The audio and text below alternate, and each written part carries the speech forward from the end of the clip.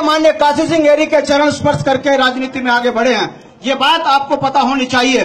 उसी क्रम में भारतीय जनता पार्टी के एक संस्थापक नेता हमारे बड़े भाई राही जी, जिन्होंने राष्ट्र के नाम पर भारतीय जनता पार्टी का झंडा उठाया था, और क्योंकि वह पर्वतीय मूल के विकास की बात करते थे, उनका जो हाल भाजपा ने किया वो किसी से छुपा नहीं है। आपने राज्य बनाया था कि उत्तराखंड राज्य का चौमुखी विकास होगा, हमारा अपना पर्वतीय कानून होगा, जल जंगल जमीन में हमारा अधिकार होगा, पंचायती एक्ट लागू होगा, चकबंदी होगा, नौजवान बच्चों को रोजगार मिलेगा, पलायन रुकेगा। ये तमाम बुनियादी सवाल हमारे थे जिनके लिए हमने अलग राज्य की मांग करी थी।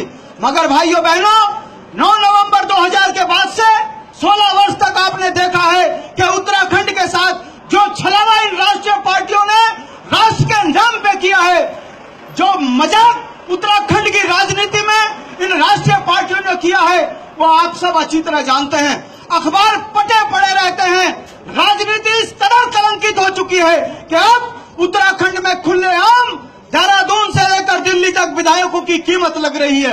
यह राज्य का दुर्भाग्य बन चुका है कि यहाँ विधायक बनने के लिए 15 करोड़ रुपए खर्च करने पड़ते हैं। यहाँ आम व्यक्ति की कीमत एक बीड़ी का बंडल और एक पौवा लगा के बैठाए हुए ये राज्य नेता ये जानते हैं कि शायद पहाड़ का आदमी शराब में और 100 के नोट में बिकता है। भाइयों बहनों, ये समय आ चुका है उत्तराखंड राज्य आंदोलन की तर्ज पर एक बार पुनः यहाँ के व्यापारी भाइयों को, कर्मचारी भाइयों को, माताओं को, बहनों को, नौजवानों को सड़कों पे उतरना पड़ेगा। अब सवाल राजनीति का नहीं है, सवाल है उत्तराखंड की इस्मत को बचाने का। जिस तरह से उत्तराखंड को ये राष्ट्रीय पार्टियां कलंकित कर रही हैं, यदि इस पर अंकुश नहीं लगा राजनीतिक रूप से, तो आने वाला समय उत्तराखंड के लिए बड़ा भयानक होने वाला है। भाइयों बहनों, इन 16 वर्षों में पर्वतीय क्षेत्र के अंदर पर्वतीय मूल का व्यक्ति अल्पसंख्यक हो रहा है। इन 16 वर्षों में उत्तराखंड के अंदर 26 लाख लोग बाहर के आके बसा दिए गए हैं।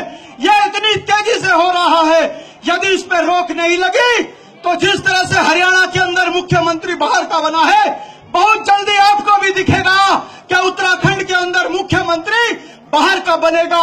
और यह सिर्फ राजनीतिक चाटुकार और राजनीतिक महत्वाकांक्षा पालने वाले लोग जो उत्तराखंड के लुटेरे हैं, वह भाजपा कांग्रेस के लोग ये 2017 में करने वाले हैं। इनको रोकने के लिए हमने इससे पहले शंखनाद यात्रा चलाई, उससे पहले गांव बचाओ गांव बसाओ यात्रा चलाई, और आज फिर हमने एक शंखनाद यात्रा चलाई है। हम जनता से सीधे संवाद कर रहे हैं कि आखिर इन 16 वर्षों में मूल निवासियों के साथ ये धोखा क्यों किया जा रहा है। आखिर हमारा राज्य में होने के बावजूद भी हमारे लोगों के साथ, हमारे बच्चों के साथ ये अन्याय क्यों हो रहा है। एक क्लर्क की नौकरी के लिए 8 से लेकर 10 लाख रुपए सरेआम मांगा जा रहा है देहरादून के अंदर।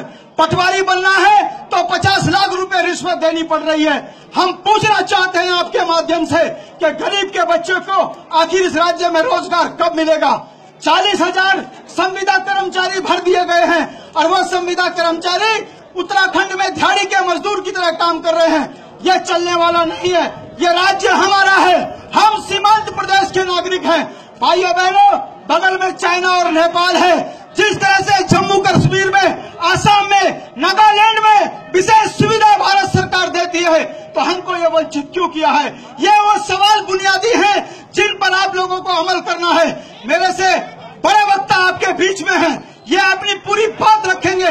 मैं तो सिर्फ बुनियादी सवालों पे आपके सामने बात रख रहा हूँ कि आखिर वोट को नोट की चोट पर जो खरीदने वाले हैं, चाहे वो हमारे हरक सिंह हो, चाहे वो अजय भट्ट भारतीय जनता पार्टी के हों, ये राष्ट्र के नाम पर कभी विजय बहुगुणा को गाली देते हैं, हरक सिंह को बेईमान कहते हैं, और आज ये उनके राष्ट्रभक्ति के गीत गा रहे हैं। ये कहने का मतलब भाजपा कांग्रेस उत्तराखंड में चोरों की, लुटेरों की, गुंडों की और दलालों की पार्टी बन चुकी है।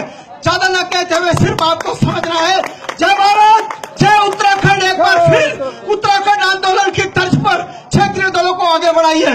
धन्यवाद। जय भारत, जय उत्तराखंड।